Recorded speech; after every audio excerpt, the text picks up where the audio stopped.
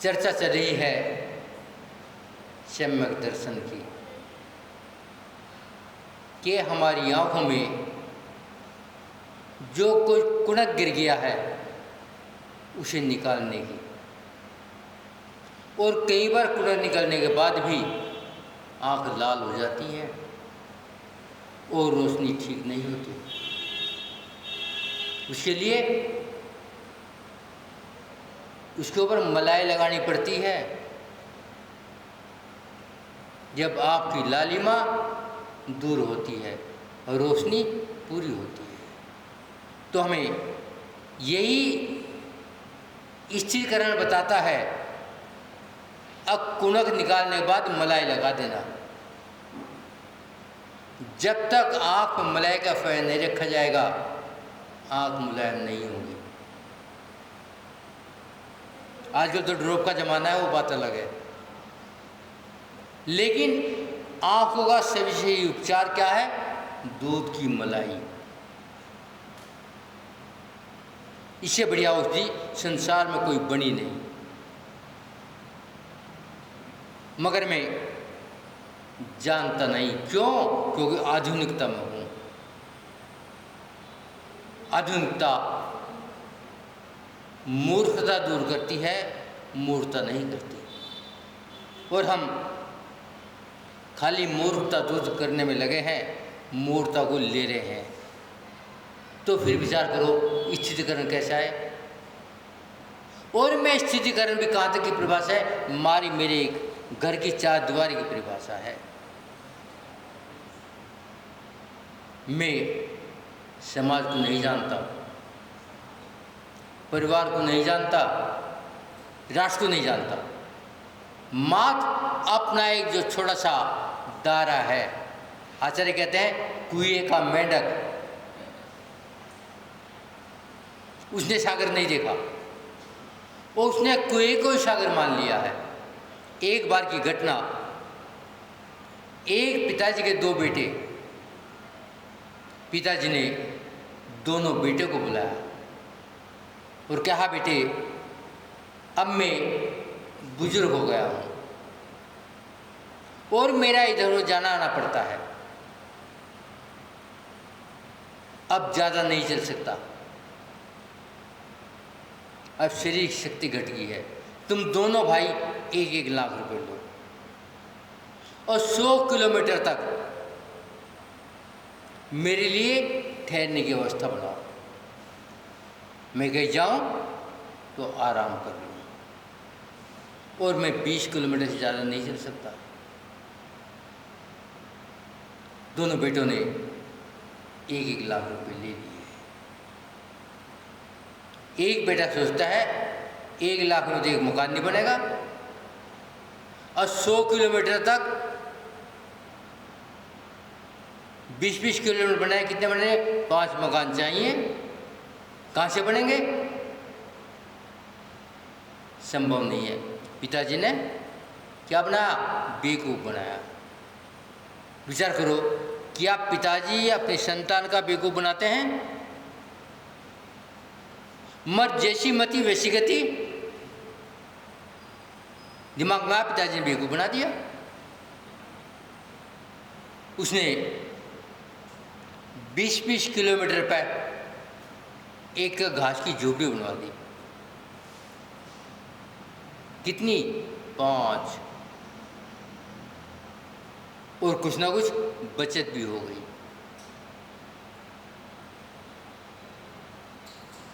दूसरे ने कोई झोपड़ी नहीं बनवाई। पिता ने कहा, बेटे व्यवस्था होगी? हाँ होगी, चलो दिखाओ। पहले बेटे ने दिखा, ये। पिताजी कहते हैं, क्या मेरा स्टैंडर्ड इन घास की झोपड़ी में बैठने का है?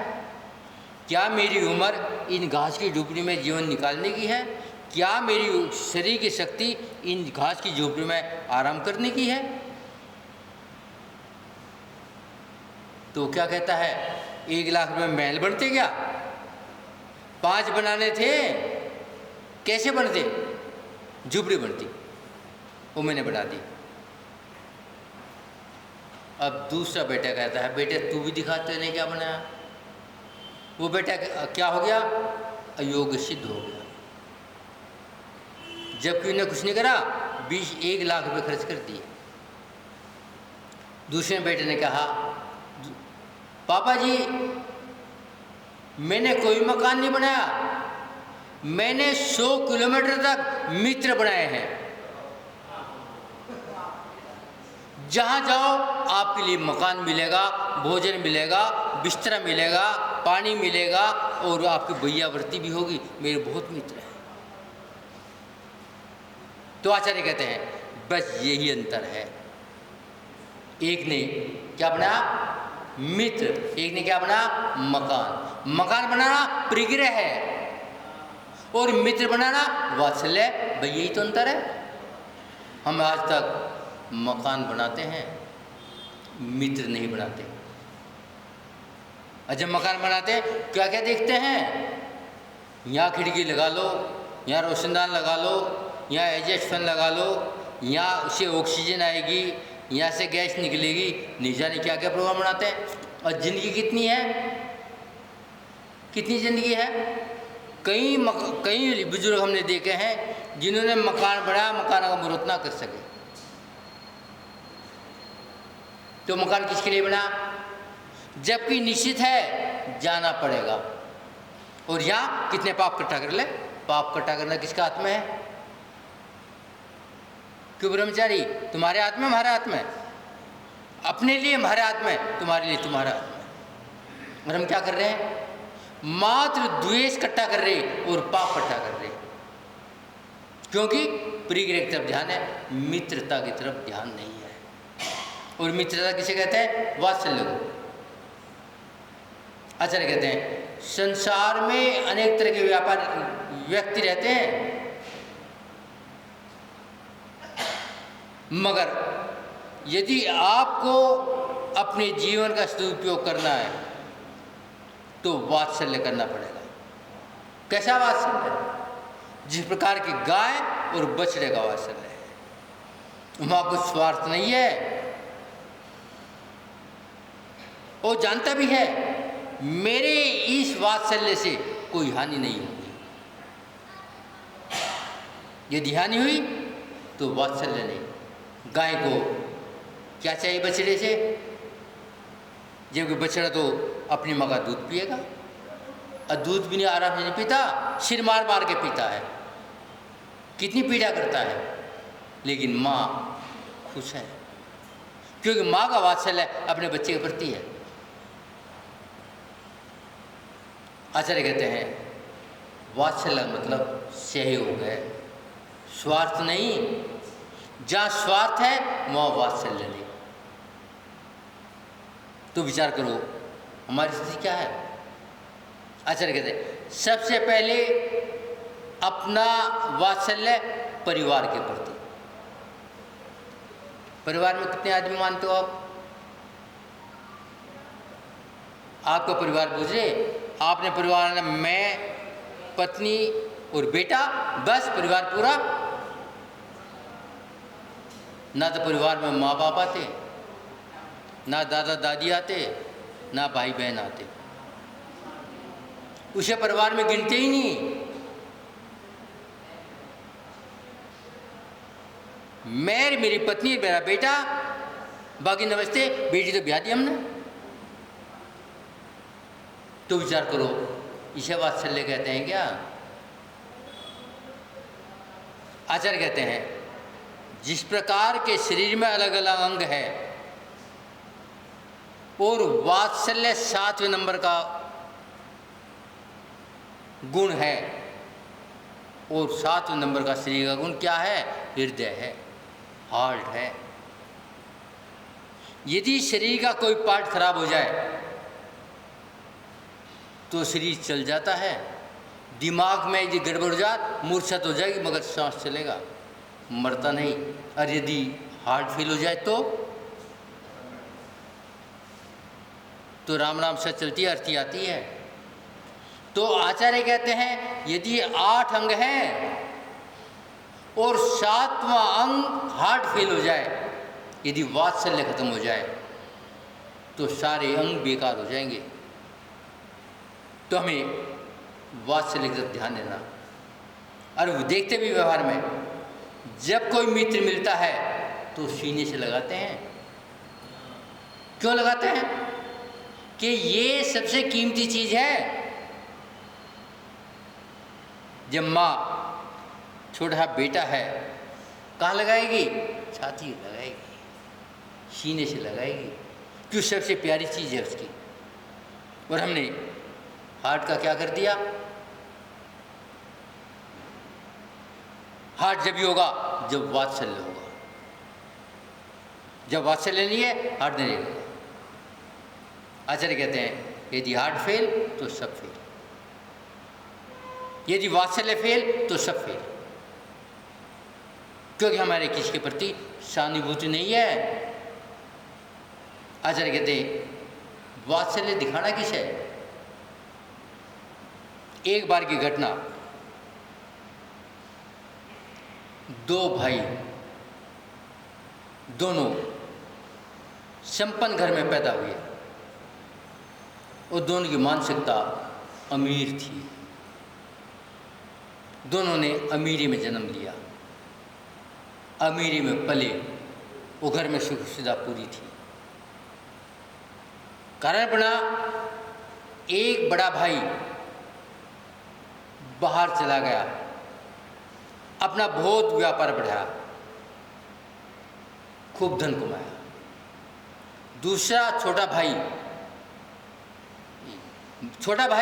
बाहर चला गया और बड़ा भाई अपनी पैतृक गांव में रह गया। अपने पिताजी का ही व्यापार देखा, दोनों के पास संपन्नता थी। मगर जो बंबई गया था, शुरू में व्यापार बहुत बड़ा, व्यापार में मंदा तेज आता है और उसका व्यापार क्या हो गया? मंदा पड़ गया। कितनी आमदनी बची? मात्र गुजारा कर सकता है, धन के अंबार नहीं है। और उसकी बेटी ब्याह के योग हो गई। रेशी में पला, रेशी में रहा तो कोई झुग्गी वाला तो देखेगा नहीं, चाहे आज स्थिति कमजोर है। उसने एक लड़का देखा, जब उसके घर में बात हुई, बहुत ऊंचा स्टैंडर्ड, लड़का पसंद आया, मगर मेष के योग नहीं, मेष के लड़के के लायक ब्याह नहीं कर सकता। लड़का देखा, वो चुका चुका बैठ गया, अब दूसरा लड़का देखेंगे। वो लड़के वाला जो भाई पैतृक गांव में रहता था, बड़ा भाई, उसे भी जानता था। एक दिन मुलाकात हो गई और कहा, तुम्हारे भाई ने अपनी बेटी के लिए हमारा बेटा देखा था, उसके बाद आया ही नहीं, कोई चर्चा नहीं की। क्या कारण है? क्योंकि पहली मित्रता थी। उसने कहा, मुझे तो पता नहीं, मेरे से कोई चर्चा नहीं हुई। उसने तीर में मिला, बूझा, क्यों भैया, तुमने उनका लड़का देखा था? हाँ देखा था। क्या हुआ? उनका स्टैंड बहुत ऊंचा है और हमारी इतनी योग्यता नहीं है, हम इतना दबाव या इतना खर्चा बर्दाश्त नहीं कर सकेंगे। बड़े भाई ने कहा, क्यों, तुम कितने भाई हो? दो। यदि तेरे पास नहीं है तो मेरे पास तो धन की कमी नहीं है, रिश्ता वहीं होगा, जाओ आप वहां पे बात कर खाओ। और ये मत समझना बेटी तेरी है। जब हम दो भाई हैं तो दोनों की बेटी है, धन है तो दोनों का है, रोटी है तो दोनों की है, आप आज से ले जाओ और संबंध हो गया। इसे क्या कहते हैं? वात्सल्य कहते हैं। मगर विचार तो करो, आप कहाँ ठहरे हो? कहाँ ठहरे हो? हम तो सुरेंद्र नगर की कोठी में ठहरे हैं। मैं सुरेंद्र नगर की कोठी नहीं पूछ रहा। यदि भाई की हालत यह हो, तुम कितनी हेल्प करते हो? आचार्य ने कहा सबसे पहले कौन? परिवार। परिवार का मतलब है जहां बिखराव ना हो, जहां बेशक भोजन अलग अलग बनो, मगर एक दूसरे की जरूरत में काम आ जाए, किसी को पता ना चले।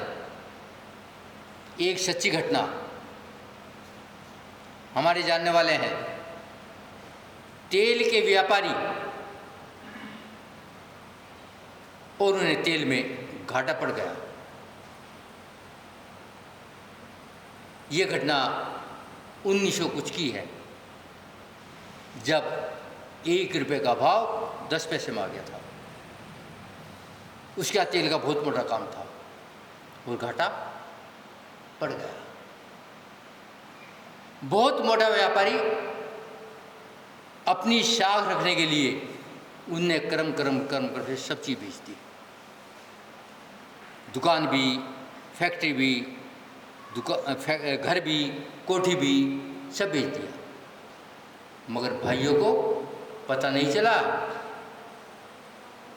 जब कोठी का मकान ट्रक में गया तो भाई ने देखा आज क्या हो गया इसको, सामान कहाँ जा रहा है? वे 4 या 5 भाई हैं, सब मेरे से जुड़े हैं, आते रहते हैं। तो बड़ा भाई उनसे 2-4 साल बड़ा था, और सारे भाई धनपति।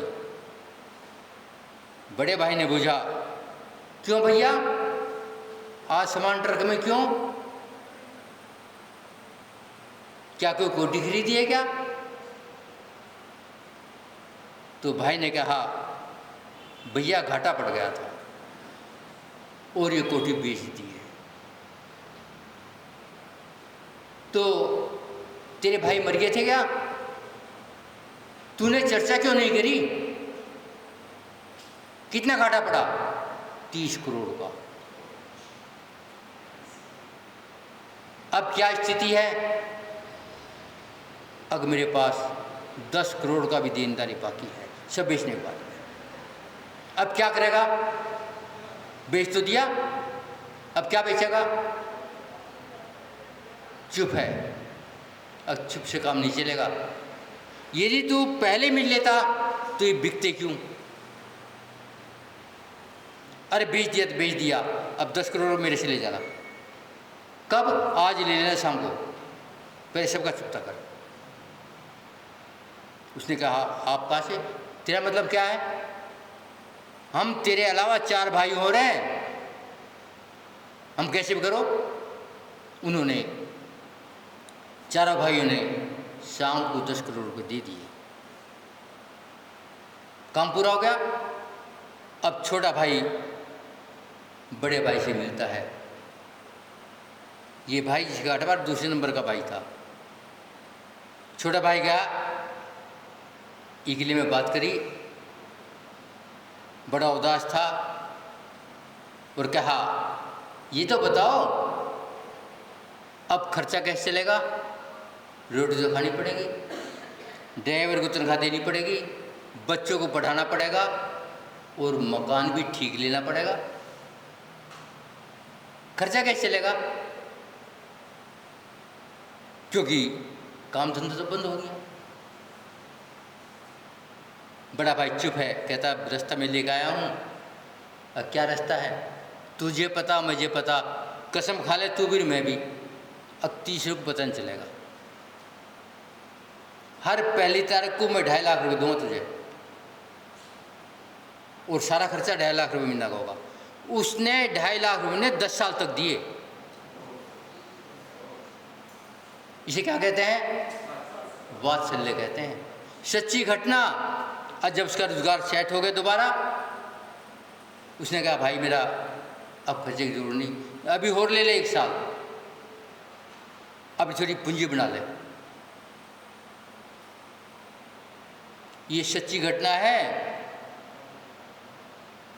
दिल्ली की घटना है। मगर में आचार्य कहते हैं, ये तो टाइम ही हो गया भैया। तो अभी